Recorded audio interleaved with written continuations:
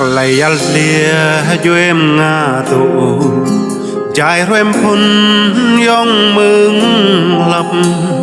xa rồi yong ma tay chinh mô vật thâu mơ bơi đi mì dọa lăn la dal pim lê vật khắp tay bè ta piom tập làm mê làm quần xa rồi prong yong nào mù tốt tây việt rồi em lan cao câu bơ bơi bơi buồn đắp nào buồn prong chàng câu sang máu clay tu chi câu tuom buồn lẽ hong thầy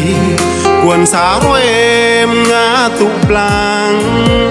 mừng đem trang lem ngạch phung phang pluom thuom nhằm trập chùm ao rồi trai cả cuốn rầm vệt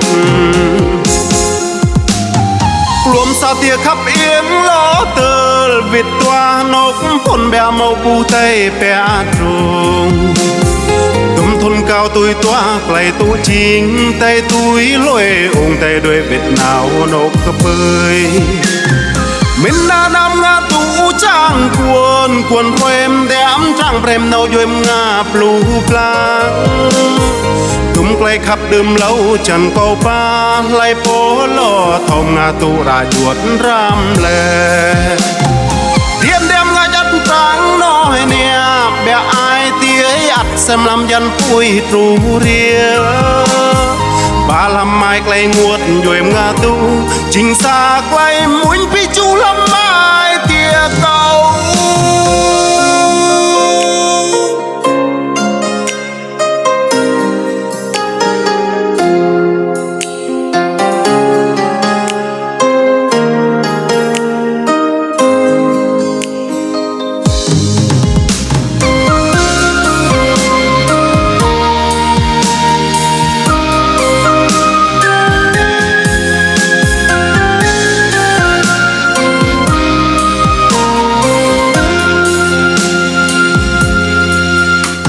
lan cao câu bơ bơi bơi buồn đắp nào buồn prong chàng câu sang máu clay tu chi câu tuom buồn lẽ hong thầy quần xa rồi em ngã tụ plang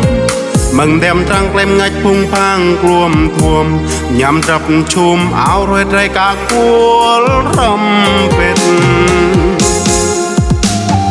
pluom mà tia khắp yên ló tơ việt toa nộp phun bè màu bu tây bè trùng tôm thôn cao tôi toa clay tu chính tay túi lôi ung tay đôi việt nào nộp khắp bơi mình đã nam nga tu trang quần rồi em đem trang rem nâu cho em nga plu plang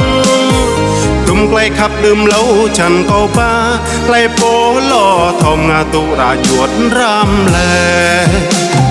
tiêm đem nga chất trắng nói nè bè ai tía ắt xem làm dân vui tru ria ba làm mai clay nguột rồi em nga tu chính xa clay muốn pi chu làm mai tia câu lúa mà tia khắp yên lo tơ việt toa nóc phun bè màu bu tây bè trùng gấm thôn cao tôi toa clay tu chính tay túi lôi ung tay đôi việt nào nộp cặp bơi mình đã nam nga tu trang quần rồi em đem trang rem nâu cho em nga plu plang